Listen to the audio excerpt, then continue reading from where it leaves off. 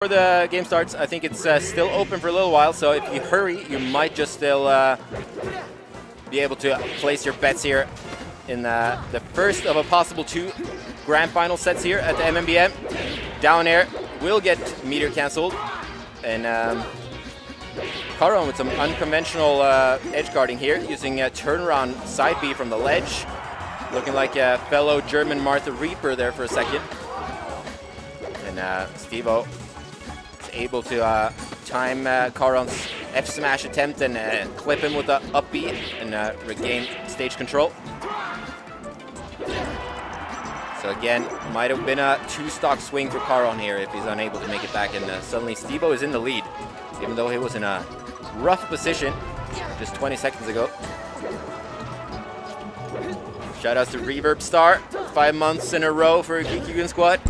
I believe you get a even cooler emblem at 6, or is it 1 year before you get a different Geeky Goon Squad logo next to your name? 6 or 1 year? That is the question. Oh, it's multiple. All right, so 1 more month, you can upgrade that icon. Either way, back to the match here. 3 stocks apiece in this Marth Ditto. And Stivo finds a tipper F smash seemingly out of nowhere. There was probably some thought behind that though, but this commentator is unable to recognize the setup. F smash sends Stivo back out, and that will tie up the game. No coming back from that. Dead even here, midway through game 1 of Grand Finals. Stivo with some Marth, proving it's no slouch. Definitely playing this matchup quite well against a very savvy Marth main here in Charon. Fair into, or neutral air into fair into reverse up B. But maybe a little bit of inexperience there for Stivo's Marth as he kills himself in his recovery attempt. Gets underneath Battlefield. Sort of a challenge unique to this stage. Partially also possible on Dreamland, and even less possible, but still possible on Fountain of Dreams. Definitely have to watch out for that with Marth. You cannot grab the ledge if you're facing away from it with this character. A lot of characters have the benefit of being able to do that, but Marth does not have that privilege, rather. I guess the designers thought he would be too OP if he could, or they just didn't really think about it. Probably the latter.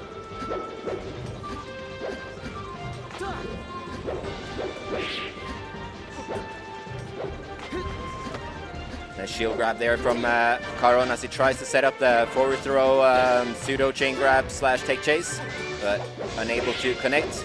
Charon catches. Slightly dangerous neutral air from Stivo there with a fair out of shield.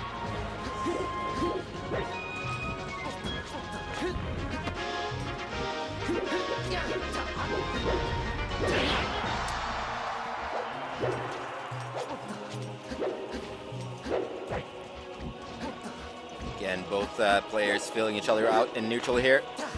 Charon going for a bit of a greedy F smash in neutral there, and gets grabbed as a result and sets up a tech chase opportunity for Stivo. Makes it back though.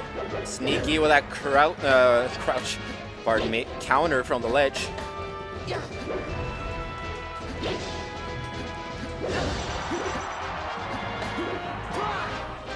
Stivo drops the first stock here in game 2. As a bit of a case of the Marthritis here, which is what it's lovingly referred to when Marth has the opposing player at too high of a percent to actually kill into, or to actually combo into a kill setup. Meaning that he will have to take more chances, just like he did there. I was hoping Charon would miss the tech there, but the F smash whiffed, and Charon got another opportunity. Still got it moments later though. Almost tie game. Charon will be looking to set up any stray hit into a tipper F smash at this point, before it's too late. Stivo just, some technical difficulties here with Charon's C-stick. Stivo, ever the gentleman though, allows him to reset his controller, and they nod in agreement to continue on. Good sportsmanship here by Stivo. Rules state that if the other player pauses, you technically can ask for a stock, but that's definitely not the way Stivo wants to win this. Wants his win legitimate.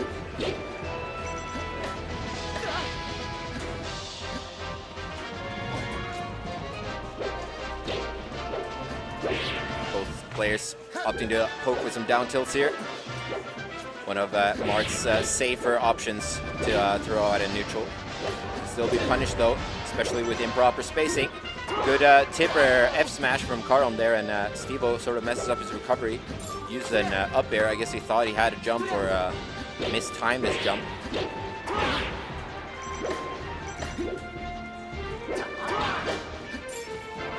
Another counter from the ledge, not paying off this time though. With the sweet spot will. Stivo though playing really patient. Kick chase opportunity for Charon. Waits out the get up attack, comes back with the dash attack. Still keeping it going here. Back here to set up the edge guard, but unable to capitalize. And jumps into a tipper range there. Still looking rough for Stivo here though.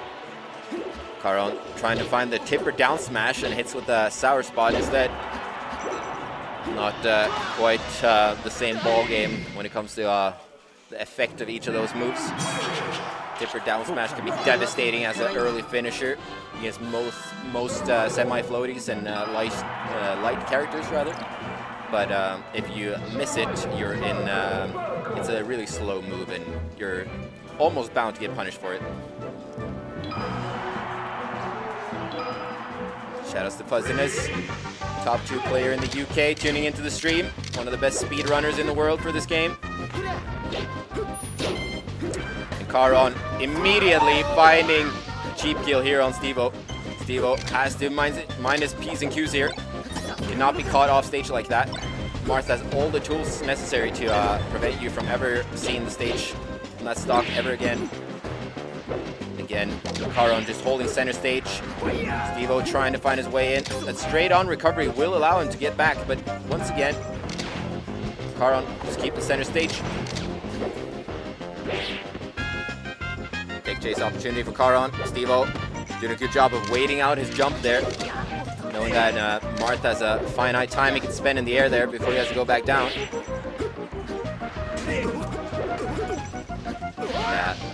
Stivo with a missed ledge dash there. Has to be a little frustrating here. Going back to his main here for game 3. Giving up on the Marth, even though the Marth did really well. Definitely impressed myself and several others this Sunday evening. Did not know he had that capable of a Marth, Stivo. Has seemingly more faith here in his Falco as he's on tournament point here. This could be his final game of this tournament if he's unable to take the remaining 3 stocks of Charon here. Charon is really just pressuring him and all the stage control right now. He gets a tech chase and Stivo with an unfortunate SD. 3 stocks left.